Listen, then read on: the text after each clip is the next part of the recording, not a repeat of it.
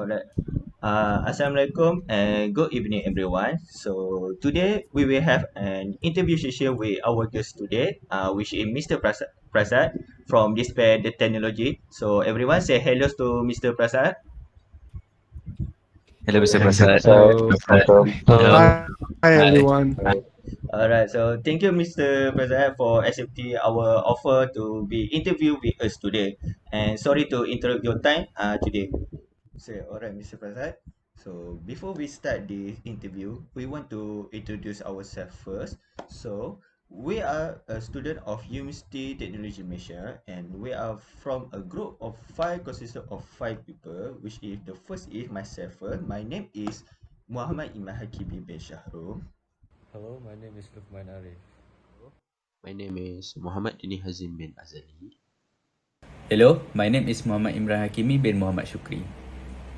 Assalamualaikum and hello. My name is Mikhel and I am the leader for Group 5. So, next I will explain why we call Mr. Prasad here for today. So, our goal is we want to find out what's Mr. Prasad business background is and like what is Despair Technology is. How Mr. Prasad start this business, like when you start. So next, like how Mr. Prasad overcome the challenge during your business, and also give a tips to the student that who want to become to pursue their career to become a successful entrepreneur today. So before we start asking question for you, can Mr. Prasad give an introduction first, such as your name, your position, age, and place. Okay, first of all, good evening to Eiman, Luqman, Dinie, and also Imran. So thanks for inviting me for the interview session. And my name is Sri Prasad, currently the founder and director of Dispa Technologies. And what we do is basically, okay, before that, I'm a student from UTM also, third year in electronics engineering. And what we do in our business is we have 3D printing business and also website designing service and also robotics consultancy. Um, Besides that, we have logo designing services also. And yeah, Okay, thank you, Mr. Zab, for your introduction just yet. So now we will start our interview today. So Mr. Prasad is ready? yeah, I am ready. Okay, let's get started. So the first question, can you describe a little bit more about your business? What is Despair Technologies? Okay, the company was founded in 2020. That's when we started our business in 3D printing first. And then after few months, we started our website designing, where we have few packages where people can access our website to choose the website they need. And also we have custom merchandise where other companies approach us for their own company merchandise and so on. And besides that, we have robotics consultancy, and also you all have heard about Arduino, right? Yeah, I didn't know. Yes. So we have Yeah. done workshops for students in Arduino, and yeah, that is what we have been doing for these past 2 years. And in future, we are venturing more into robotics and also drones. Alright, so thank you for your brief explanation, Mr. Prasad, about display technologies. So we will go to the second question, which is about what motivate you to start a business. Okay, basically, I had whatever I'm doing as a business is actually my hobbies. So during PKP, everyone was bored at home, right? So I thought, why not, instead of just making it as a hobby, why not we make money out of it and also share something to the community? So that's when we came up with few ideas, and we had few skills. We sharpened those skills and then applied those skills in our business. So that's how it's been going. Okay, so that's quite interesting with your story earlier, Mr. Prasad. So, well, I will pass to Imran to give a next question to you. So, Imran, you can start. Okay, so my next question is, what major threats or opportunities do you expect when you start this business, and also, how do you plan to handle the threats or opportunities? Okay, that is an interesting question. How First of all, we started in June 2020, which is right after the first phase of the PKP, and then that's a good opportunity for us because that's when the whole world went into e-commerce business. So we thought traditional business method is it can't sustain. So we opened our Shopee, and then we list our products in our Shopee so that people can look directly into there and people can order, which makes the process even easier. So that's how we overcome that's how we started the marketing side. And then other than that, we had challenges in terms of marketing because it's a new company and new name, right? So no one knows what is that, what we are doing. And 3D printing basically has a very wide competition. So you need to be something special to be inside the industry. So what we did was we know that just by charging using the service we can't sustain. So what we did was we came up with our own product, which is a lithophane photo. So using the photo, the people can customize their own photo into a LED. So in a 3D format, I mean in a 3D model. So that makes it that makes people understand the product even better. I Yeah. think that's a very good way on how to handle all the things that you expect if you want to start a business. So, speaking about starting your business, what are the biggest challenges that you have faced, whether it be financial or workers? So, what thing that you think are the most problematic before you start your business? Okay.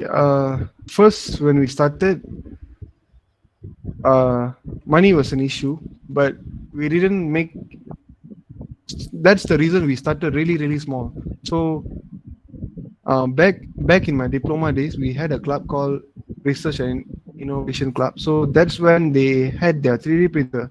So that time during pandemic, they were not using the 3D printer. So what I did was we rented their 3D printer because a 3D printer costs more than 1,000 ringgit. So when we started the business, we didn't have 1,000 ringgit. So instead we rented a 3D printer, and then we made enough money to buy a 3D printer in 1 month. So after 1 month, we managed to buy our own 3D printer, and then it grew up to four 3D printers till now. So what we did was reinvest whatever we make into the business. We didn't take any revenue from it for like 6 months, more than 6 months. So we reinvest to build the business first before we taking revenue for ourselves. Yeah, that's I think I really like how you handle the situation. So I think it is smart. Next, I think Luqman would ask a few more questions. My question correlates with what Imran has asked. The question is, what are the toughest decisions that you have made during your career? Toughest decisions. Okay. First of all,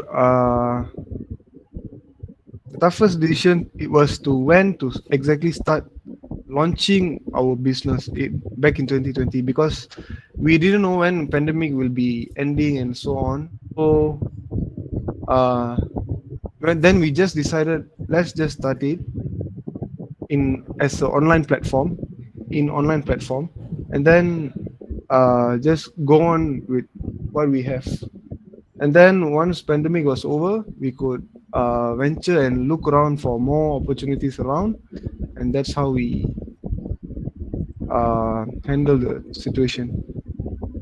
And also other challenges was finding clients during PKP because I was in my hostel and they were locked for 3 months, so I couldn't even go step out of the building for 3 months. So everything was including logistics, so that needs to be done by face to face and so on. Like we need to go out to handle those things, right? So we had to um, pump in more money just for using Grab delivery and so on.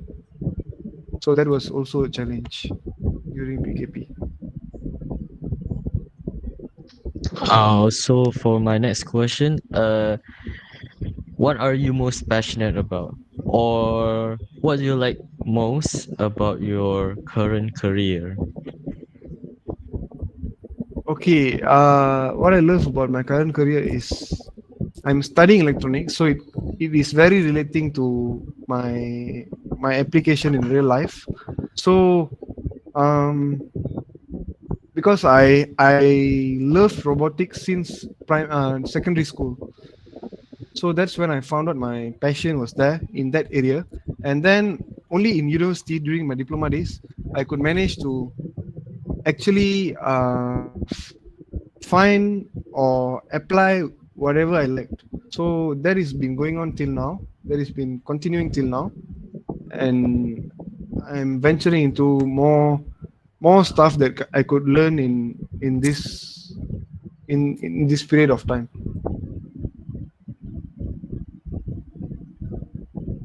See, that sounds really interesting even for me. So I think I'll pass the baton to the next person. Alright, so thank you, Luqman. So, well, Mr. Bala, I will start asking for the next question. So, my question is like, how do you divide your time for study and business? As we know that Mr. Bala is also a student, UTM student like us. So, I want to know like, how do you divide your time and for study and running your business at the same time? Okay, very interesting question also because it is quite tough because sometimes there are group assignments and also projects, all this presentation stuff, right? So it was easier during online semester because we could balance it inside our house and handle business at the same time. So now, currently in the hostel, it is also a challenge, but it is being overcome. Okay, first of all, we attend class only until up to 4 p.m. right? So after that we are free. So normally what we do, we sleep, we chit chat with our friend. Okay, I do that too. I do that a lot. But also when it comes to a task, I set myself a deadline. For example, today I need to finish this project.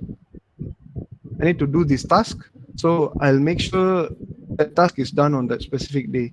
So I set deadlines for myself so that I can really balance both. That applies also for studies. So let's say I have an assignment, whatever it is, I won't be going out with friends. So because the assignment is there, the deadline is there. So I set the deadline earlier so that the assignment will be done earlier, and remaining time I can spend for my projects and business and so on. So if we know how to manage time using deadlines, it will be easier. So very interesting in the way you manage your time carefully. For me, manage this the time is quite difficult because we know that we have a lot of assignment like project assignment.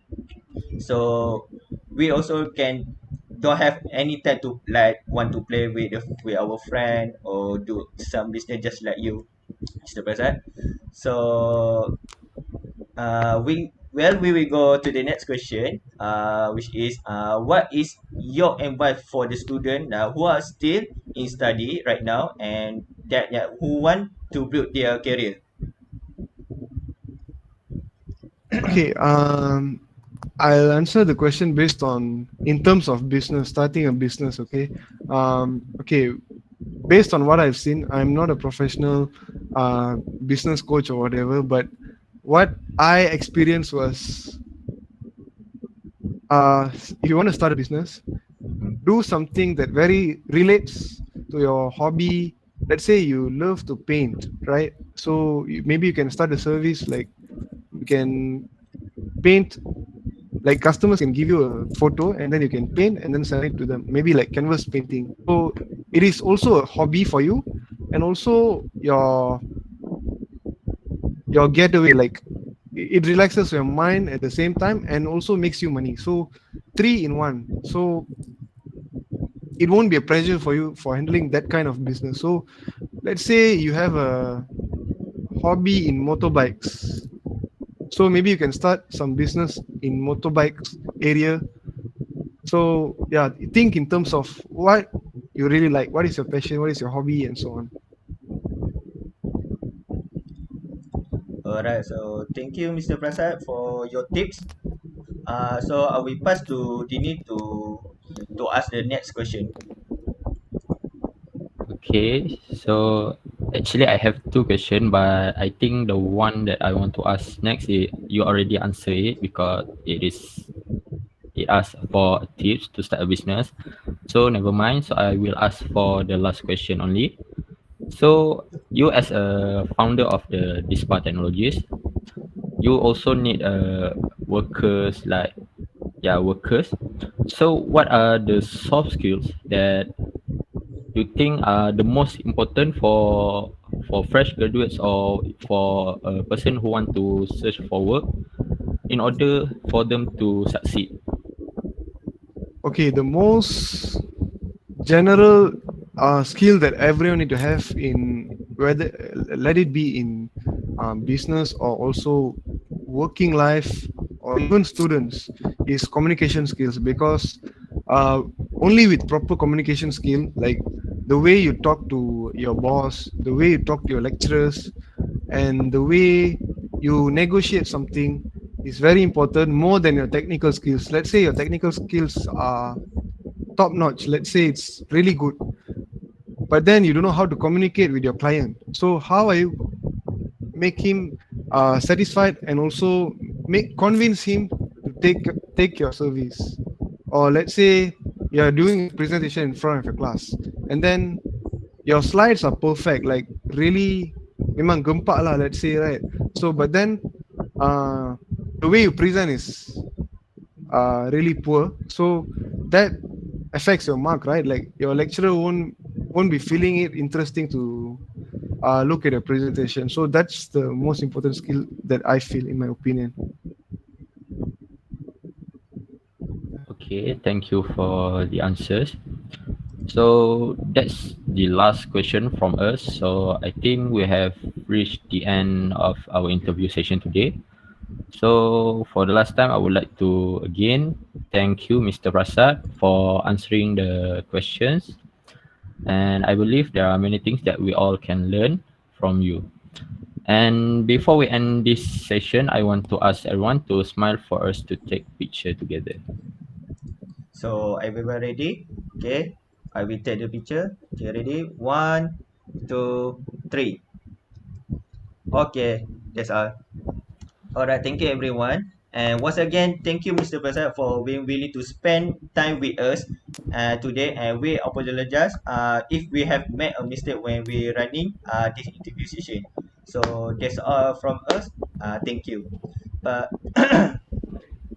okay, Okay, alright. thank